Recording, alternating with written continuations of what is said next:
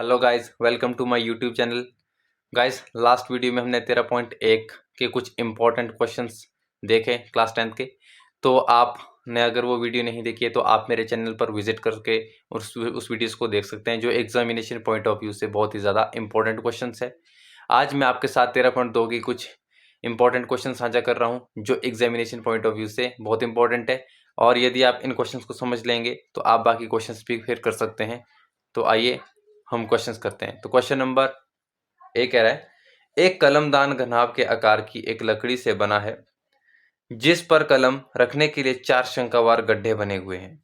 घनाभ की विमाएं 15 centimetre, 10 centimetre, 3.5 centimetre है। प्रत्येक गड्ढे की त्रिज्या 0.5 सेंटीमीटर है और गहराई 1.4 सेंटीमीटर है। पूरे कलमदान में लकड़ी का आयतन ज्ञात कीजिए।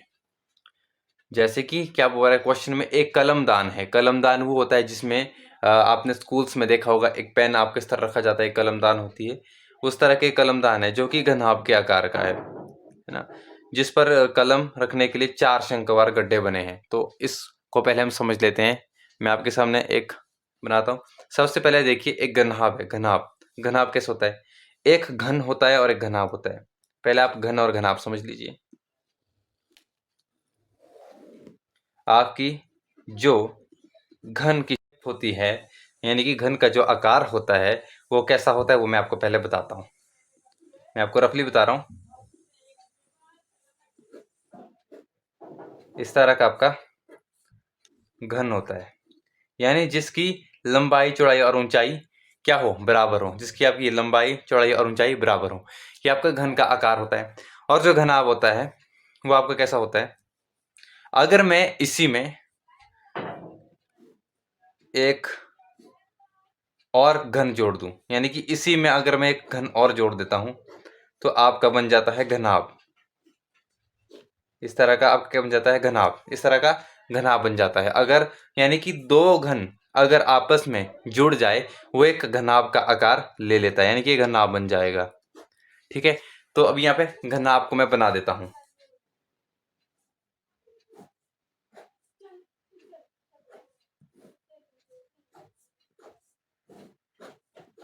इस तरह का आपका एक घनाभ है। जैसे कि प्रश्न में बोला गया है, कलमदान एक घनाभ के आकार का है जो कि लकड़ी से बना है। ठीक है, तो हमने क्या कर, एक घनाभ के आकार का हमने बना दिया, जो कि कलम हमसे पूछा गया था लकड़ी की शेप का। एक घनाभ के आकार की हमने लकड़ी का शेप हमने बना दी। ठीक है, अब उसके बाद क्या करेंगे हम, हमें बोला है विमाएं। विमाएं यानी कि भुजाएं। जो भुजाएं दी गई, इसकी हमें भुजाएं दी गई। देखिए यहाँ लिखा है ना, घनाभ की विमाएं, यानी कि घनाभ की जो भुजाएं वो हमें दी गई है। 15 सेंटीमीटर, 10 सेंटीमीटर और 3.5 सेंटीमीटर। तो ये लेंथ होती है और ये ब्रेथ होगी, ये हाइट होगी। ठीक है, यानी कि लंबाई, चौड़ाई और ऊंचाई होगी। ठीक है, जो लंबाई है वो आपकी दी गई है 15 सेंटीमीटर, सॉरी 15 सेंटीमीटर। और जो चौड़ाई दी गई है वो ये है, जो कि 10 सेंटीमीटर है। और जो ऊंचाई दी गई है, ये वाली ऊंचाई, वो है 3.5 सेंटीमीटर।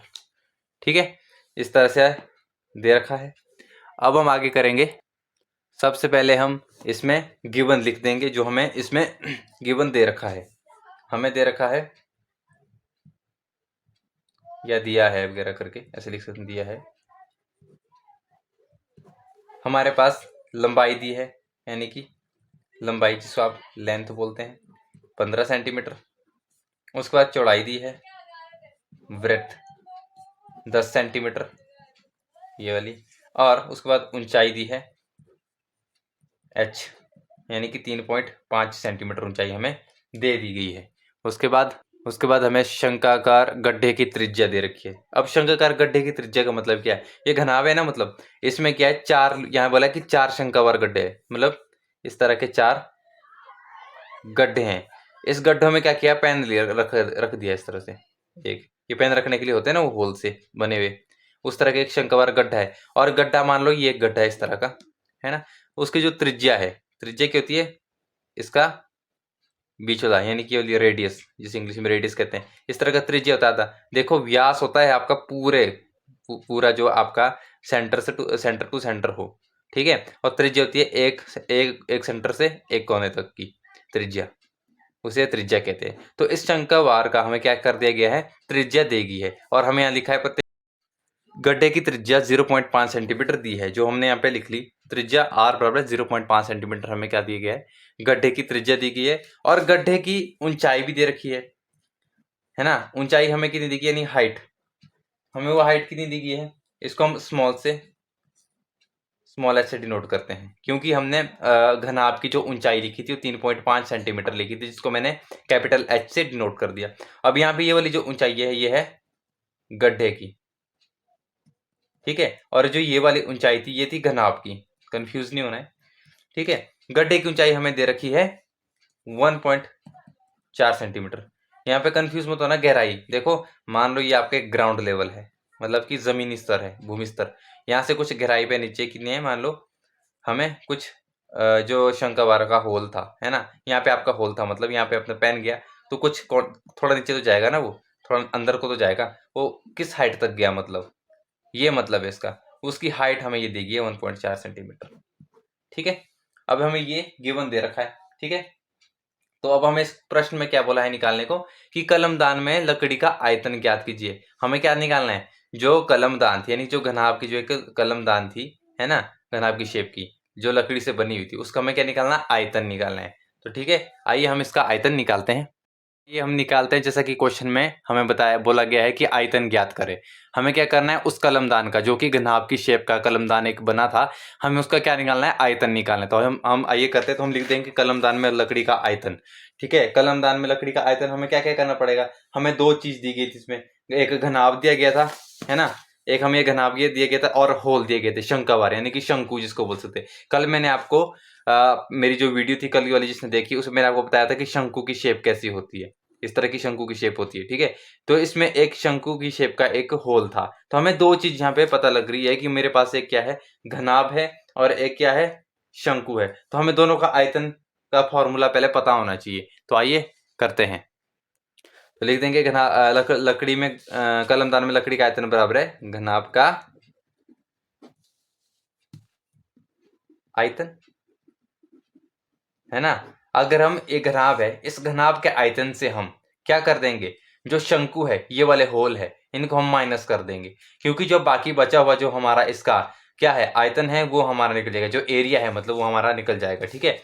मतलब मान लो आपका एक इस तरह का एक बॉक्स है, ठीक है। इस बॉक्स में 4 होल थे, है ना। हमें क्या करना है, ये वाली चीज को हटाना है, ताकि मुझे ये वाली चीज का पता लग सके, जो इसके साथ ये वाली चीज है, मतलब एग्जैक्ट वैल्यू हमारी निकल जाएगी। इसीलिए मैं क्या कर दूंगा, घनाभ का जो आयतन है उसको मैं माइनस कर दूंगा शंकु के आयतन से, शंकु का आयतन या शंकु का आयतन, ठीक है। अब शंकु कितने थे, 4 होल थे, कितने होल थे, तो 4 लिख देंगे, इसको इस तरह ब्रैकेट में आप रख सकते हैं, ठीक है। उसके बाद हम फॉर्मूला लिख देंगे। देखो घनाभ का आयतन क्या होता है, मैंने बताया था घनाभ में क्या होगा, लंबाई भी होगी, चौड़ाई भी होगी, और ऊंचाई भी होगी, सिंपल, है ना। तो हम लिख देंगे L into B into H, है ना, LBH लिख देंगे, ठीक है। उसके बाद माइनस है तो माइनस लगा देंगे, ठीक है। 4 क्या है, शंकु है, ठीक है। और शंकु का फॉर्मूला मैंने आपको कल बताया था, ठीक है, 1/3 पाई आर स्क्वायर एच, ठीक है, 1/3 पाई आर स्क्वायर एच। LBH का मतलब गुणा होता है आपस में, ठीक है, L into B into H, ये मतलब होता है इसका। -4 यहाँ पे क्या था, 1/3 पाई आर स्क्वायर एच, ठीक है। यहाँ पे मैंने थोड़ा ढंग से लिख दिया, अगर आपको विजिबल यहाँ पे ढंग से नहीं हो रहा था तो, ठीक है। अब हमने इस तरह लिख दिया, हम क्या कर देंगे इसमें, उसको भर देंगे, ठीक है। तो L हमारे पास कितना था, देख लेंगे यहाँ से वैल्यूज, 15 गुणा, और B कितना था, 10, और H कितना था, 3.5, फिर माइनस है तो माइनस लगा देंगे, फिर 4 है तो 4। अब ब्रैकेट खोल देते साथ में, ब्रैकेट मतलब इसका मतलब गुणा होता है ना, जब ब्रैकेट खोलते हैं तो गुणा लगा देंगे। और यहाँ पर क्या है, 1/3 है तो 1/3 गुणा, और पाई की वैल्यू मैंने बताया था, पाई की वैल्यू लिखते हैं 22/7, लिख दी पाई की वैल्यू 22/7, और गुणा में आर का स्क्वायर, आर हमारे पास जो थी त्रिज्या वो थी 0.5, आर का स्क्वायर यानी कि 0.5 कितनी बार, 2 बार, तो मैं 0.5 2 बार लिख दूंगा, और गुणा में एच, ठीक है। एच हमारे पास जो दी गई थी शंकु के गड्ढे की वो थी 1.4, तो इसको लिख देंगे 1.4, ठीक है, ये हमने वैल्यूज लिख दी की। अब हम इसको क्या कर देंगे, सॉल्व कर देंगे।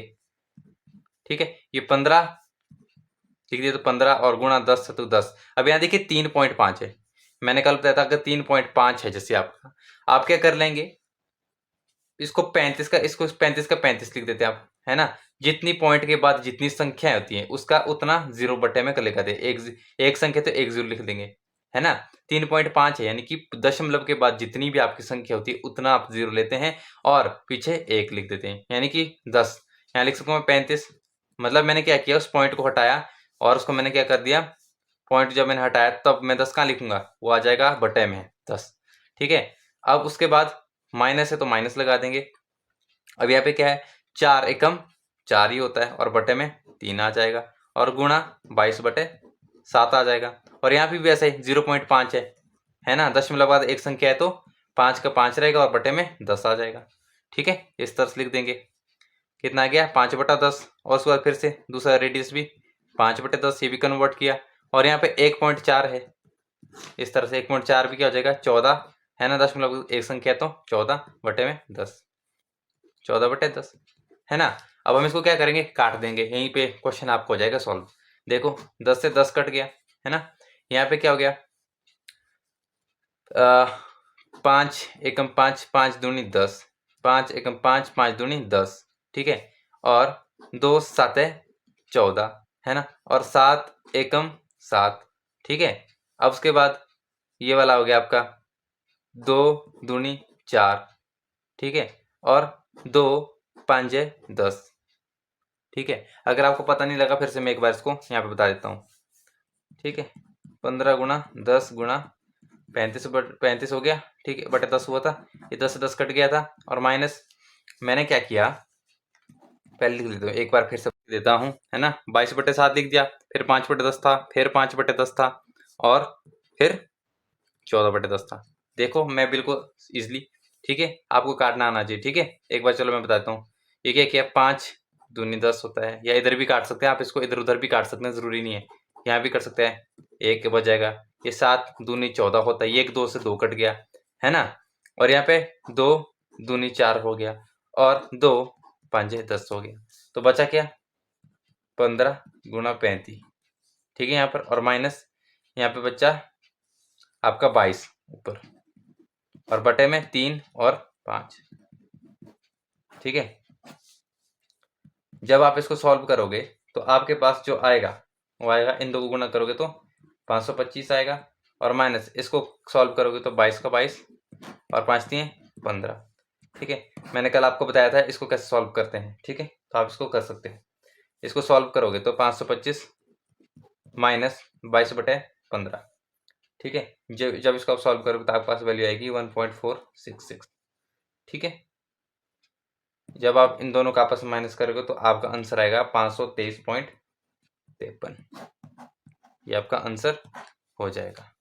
आइए दूसरा क्वेश्चन करते हैं।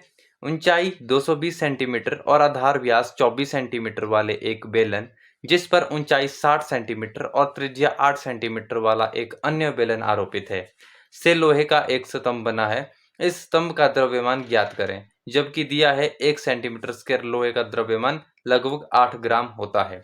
ठीक है, तो प्रश्न कह रहा है कि हमारे पास एक बेलन है ना, और एक बेलन है और उसकी हमें क्या की है, ऊंचाई दे रखी है और उसका व्यास दे रखा है। ठीक है, तो आइए करते हैं। हमें पता है हमें बेलन कैसे होता है, मैंने कल आपको बताया था। इस तरह की एक बेलन की शेप होती है, थोड़ा रफली बना रहा हूँ। ठीक है, इस तरह का आपके पास एक बेलन है और इस बेलन की आपके पास ऊंचाई दे रखी है। ऊंचाई बोल रहा है 220 सेंटीमीटर, हम लिख देंगे 220 सेंटीमीटर ऊंचाई। ठीक है, और इसका व्यास, व्यास मतलब पूरा ये वाला, इसका व्यास हमें दे रखा है 24 सेंटीमीटर। ठीक है, और क्या बोल रहा है कि इस जिस पर मतलब इसी बेलन के ऊपर क्या है, एक और बेलन है, मतलब इस बेलन के ऊपर ही एक बेलन रखा गया है इस तरह से। ये बोलता है कि इसके ऊपर एक इस तरह का एक बेलन रखा है और जिसकी हाइट, जिसकी ऊंचाई मतलब जिसकी ये वाली ऊंचाई कितनी है, 60 सेंटीमीटर है।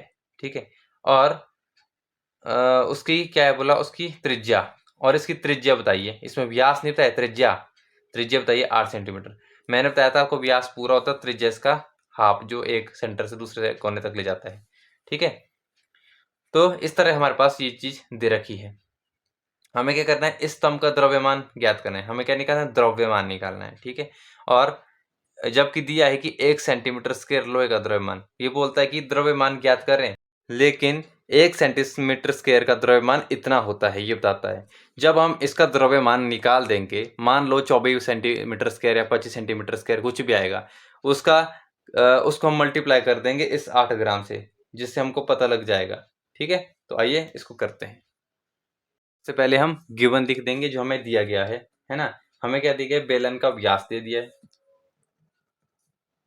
बेलन का व्यास। ठीक है, कौन सा बेलन, पहले हम नीचे वाले का लिख देते हैं। यहाँ लिख सकते हैं आप, नीचे वाले बेलन का व्यास 24 सेंटीमीटर, और बेलन की ऊंचाई 220 सेंटीमीटर दी रखी है। ठीक है, ये चीज हमें यहाँ दे रखी है। अब हम ऊपर वाले करते हैं। ठीक है, इसको हम डिनोट कर देंगे, व्यास को हम डी बोलते हैं। ठीक है, हम व्यास को कर देंगे डी से डिनोट। ठीक है, और अब हम क्या करेंगे, इसकी त्रिज्या भी निकालनी पड़ेगी ना हमको। ठीक है, हमें यहाँ पे व्यास दे दिया है, हमें क्या करना पड़ेगा, इसकी त्रिज्या निकालनी पड़ेगी। और त्रिज्या निकालने के लिए मैंने फॉर्मूला क्या बताया था, आर बराबर है 2/d। ठीक है, सॉरी d/2। ठीक है, ये आपका मतलब कि जैसे आपका आर है ना, आप क्या करेंगे, जो डी आपके पास दे रखा है, यानी कि जो आपके पास व्यास दे रखा है, उसको कर देंगे 2 से डिनोट। इसका मतलब ये होता है कि इसका हाफ, इसलिए इसको 2 लिखते नीचे, मतलब इसका हाफ कितना होगा, तो इसका हाफ आ जाएगा 12। ठीक है, इसका हाफ आ जाएगा 12, है ना। ओके, हम लिख देंगे आर, यानी कि त्रिज्या, आर बराबर है 12 सेंटीमीटर। ठीक है, अब हम करेंगे इस ऊपर वाले बेलन को, इसका भी लिख देंगे गिवन। यहाँ लिख सकते हैं ऊपर वाले बेलन की त्रिज्या, यहाँ ऊपर वाले बेलन की त्रिज्या में दे रखी है, इसको मैं स्मॉल आर से डिनोट कर लेता हूँ, जो कि 8 सेंटीमीटर दी है। और बेलन की ऊंचाई दी है, यानी कि h, है ना। इसको मैं कर देता हूँ स्मॉल h से डिनोट। नीचे वाले को मैंने कैपिटल H से डिनोट कर दिया। ठीक है, ये दिया है हमें 60 सेंटीमीटर। ठीक है, तो ये हमारे पास गिवन दिया है। हमें क्या बोला है इसमें निकालने को, स्तंभ का आयतन, है ना, स्तंभ का द्रव्यमान, यानी कि द्रव्यमान का मतलब ये आयतन होता है। ठीक है, कंफ्यूज नहीं होना है, स्तंभ का आयतन निकालेंगे। ठीक है, तो निकाल लेते हैं। हमें सबसे पहले क्या करना पड़ेगा, पहले हमें स्तंभ का आयतन निकालना पड़ेगा। ठीक है, जब हम इस स्तंभ के आयतन को निकालेंगे, उसके बाद ही हम इस द्रव्यमान को निकाल पाएंगे। ठीक है, जब हमें आयतन का पता लगेगा, तभी हम उस आयतन को उस द्रव्यमान से मल्टीप्लाई कर देंगे, यानी कि जो हमें 1 सेंटीमीटर स्क्वायर में 8 ग्राम द्रव्यमान दे रखा गया था। तो पहले क्या कर देंगे, आयतन निकाल देंगे। तो आइए निकालते हैं। तो स्तंभ का आयतन निकालने के लिए हमें क्या करना पड़ेगा, नीचे वाले बेलन और ऊपर वाले बेलन को आपस में क्या करना पड़ेगा, ऐड करना पड़ेगा, तभी टोटल हमारे पास का निकलेगा, उस स्तंभ का, यानी कि जो लोहे का बना बेलन है, इसका आयतन निकलेगा। ठीक है, हम लिख देंगे स्तंभ का आयतन बराबर है, पहले लिखते थे नीचे वाले का, नीचे वाले स्तंभ का आयतन लिख सकते हैं, नीचे वाले बेलन का आयतन, और जमा ऊपर वाले बेलन का आयतन। ठीक है, अब देखिए नीचे वाले बेलन का जो आयतन है ना, इसमें क्या क्या है ना, एक सर्कुलर है, सर्कुलर मतलब पाई में लिख सकता हूँ, फॉर्मूला बना सकते सर साहब, है ना। अब त्रिज्या हमने निकाली थी, यानी कि आर, तो मैं आर लिख सकता हूँ। ठीक है, और पाई आर स्क्वायर होता है ना एक सर्कल का फॉर्मूला, तो हम इसको बना देंगे इसी तरह, सर्कल का फॉर्मूला होता है पाई आर स्क्वायर, साथ में मेंशन किया इसमें एच, यानी कि बेलन बन गया ना, बेलन का आयतन, तो इस तरह बन गया H, pi R square H. ठीक है, जब हम ऊपर वाले बेलन को भी पाई आर स्क्वायर एच, लेकिन फर्क इतना है कि हमने नीचे वाले को कैपिटल से डिनोट किया था और ऊपर वाले को स्मॉल से डिनोट किया था। ठीक है, इस तरह से। अब इसके बाद हम क्या कर देंगे, लिख देंगे, पाई का लिख देंगे, 22/7 लिखो या 3.14 लिखो, एक ही बात है, लिख देंगे 22/7। ठीक है, गुणा आर का स्क्वायर कितना है, ऊपर वाला आर कितना है 12, यानी कि 2 12 है, 12 गुणा 12 कर देंगे। और फिर गुणा एच कितना है, हमारे पास 220 था तो 220 लिख देंगे। ठीक है, फिर जमा है तो जमा लिख देंगे, फिर पाई फिर से 22/7 है, और गुणा आर स्क्वायर कितनी बार यहाँ पे 8 है तो 8 गुणा 8 लिख देंगे, है ना। फिर गुणा एच है तो 60 सेंटीमीटर लिख देंगे। ठीक है, ये हमने इसको लिख दिया। अब इसको हम सॉल्व करेंगे, तो हम 3.14 भी लिख सकते हैं। ठीक है, और यहाँ पे गुणा है, और 12 को गुणा करेंगे तो 144 होता है ना। फिर गुणा है, फिर 220 लिख देंगे। उसके बाद जमा है, 22/7 फिर से 3.14 हो गया, गुणा 8 8 है 64 हो जाता है, और गुणा फिर 60 है। अब हम इन तीनों को अगर हम गुणा करेंगे तो हमारे पास वैल्यू आ जाएगी 99475.2, है ना। उसके बाद जमा है तो जमा, इन तीनों को अगर हम गुणा करेंगे तो हमारे पास आ जाएगा 12057.6, इस तरह हमारे पास ये वैल्यू आ जाएगी। ठीक है, इन दोनों को जमा करके हमारे पास आ जाएगी 111532.8। ठीक है, सेंटीमीटर क्यूब, यूनिट है आयतन की, क्यूब में लिखते हैं। ठीक है, तो ये हमारे पास इतना आ जाएगा। अब हमें क्या बोला गया था, हमें द्रव्यमान दिया गया था 1 सेंटीमीटर स्क्वायर का, यहाँ लिख देंगे 1 सेंटीमीटर स्क्वायर का द्रव्यमान, जो कि 8 ग्राम था, है ना। हमारे पास आयतन आ गया, है ना। मतलब कितना द्रव्य सेंटीमीटर का द्रव्यमान आ गया, हमारे पास आया 1111532.8, ये वाला। ठीक है, का द्रव्यमान। ठीक है, इसको क्या कर देंगे, गुणा कर देंगे, सिंपल। 8 इसको गुणा कर देंगे आपस में। जब आप इन दोनों को गुणा करेंगे तो आपके पास द्रव्यमान जो आएगा वो आएगा 892262.4। ठीक है, देखिए ग्राम में था, ठीक है, तो ग्राम में आएगा ये, है ना।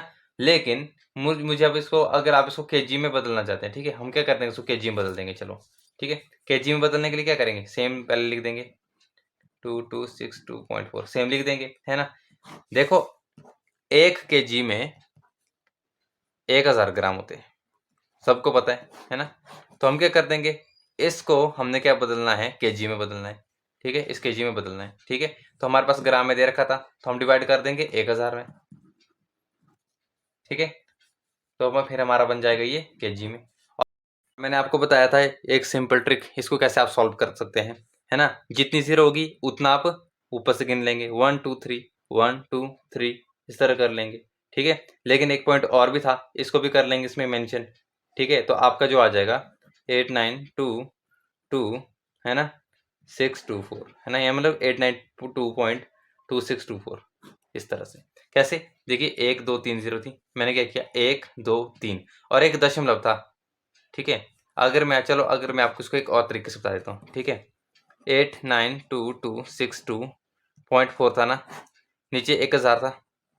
मैंने बताया था दशमलव के बाद जितनी वैल्यू होगी उतनी आप क्या कर सकते हैं, लिख सकते हैं। मतलब दशमलव के बाद अगर एक संख्या तो 0 लिख सकते हैं, एक बार आप लिख सकते हैं 8922624। अब पॉइंट हटा दिया, नीचे 1000 था तो इधर क्या बन जाएगा, गुणा 10। अगर इन दो को गुणा कर दूंगा तो बन जाएगा 1 2 3 4, 10,000। ठीक है, अब गिनेंगे 1 2 3 4 है तो 1 2 3 4 पॉइंट लगा देंगे, तो उत्तर आ जाएगा 892.2624। ठीक है, आई होप गाइस आपको मेरी ये वीडियो अच्छी लगी होगी। यदि आपको ये वीडियो अच्छी लगी तो please like share and subscribe करें। और आने वाली वीडियो जो होगी वो 13.3 की होगी, क्लास 10th की। उसमें मैं आपको इंपॉर्टेंट क्वेश्चन जो एग्जामिनेशन पॉइंट ऑफ व्यू से इंपॉर्टेंट है वो कराऊंगा। Thank you for watching.